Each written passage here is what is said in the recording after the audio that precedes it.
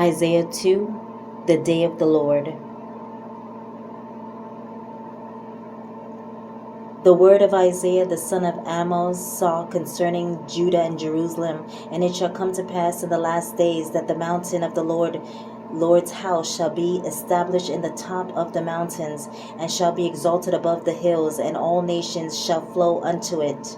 And many people shall go and say, Come ye, and let us go up to the mountain of the Lord, to the house of the God of Jacob, and he will teach us of his ways, and we will walk in his paths. For out of Zion shall go forth the law, and the word of the Lord from Jerusalem. And he shall judge among the nations, and shall rebuke many people, and they shall beat their swords into plowshares, and their spears into pruning hooks. Nation shall not lift up sword against nation, neither shall they learn war any more. O house of Jacob, come ye, and let us walk in the light of the Lord. Therefore thou hast forsaken thy people, the house of Jacob, because they be replenished from the east, and are soothsayers like the Philistines, and they please themselves in the children of strangers. Their land also is full of silver and gold, neither is there any end of their treasures. Their land is also full of horses, neither is there any end of their chariots. Their land also is full of idols. They worship the work of their own hands, that which their own fingers have made. And the mean man boweth down, and the great man humbleth himself. Therefore forgive them not. Enter into the rock, and hide thee in the dust, for the fear of the Lord, and for the glory of his majesty. The lofty looks of man shall be humbled, and the haughtiness of men shall be bowed down, and the Lord alone shall be exalted in that day.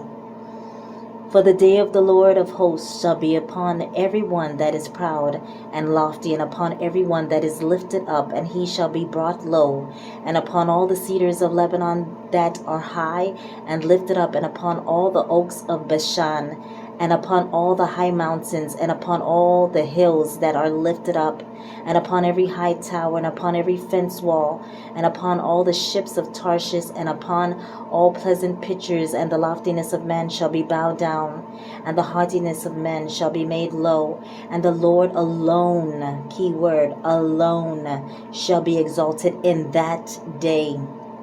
And the idols he shall utterly abolish, and they shall go into the holes of the rocks, and into the caves of the earth, for fear of the Lord, and for the glory of his majesty, when he ariseth to shake it terribly the earth. Repent, for the Lord is coming, and the day of the Lord is coming.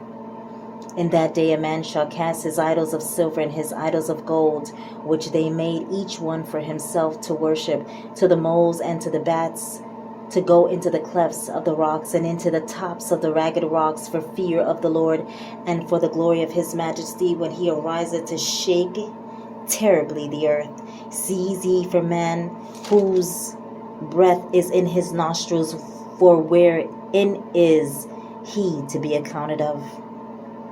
Repent now. The Lord is saying, you might think you're strong, and you might think you're stronger than him, but you are not. And none of your idols that you worship are going to save you in that day. The Lord also said that power is what you seek, but in reality your head is sick, your mind and your heart is faint. But ye have wounds. Okay? There's wounds and bruises and putrefying sores that have been not closed, neither bound up, neither mollified with ointment. See? He said you can hide under the rocks, behind the walls. You can hide in every place you think of. But you are not greater, stronger, powerful than the Most High God that we serve. Nothing is new under the sun. Everything that you're doing now has been done before and before time. Repent now, for the day of the Lord is coming,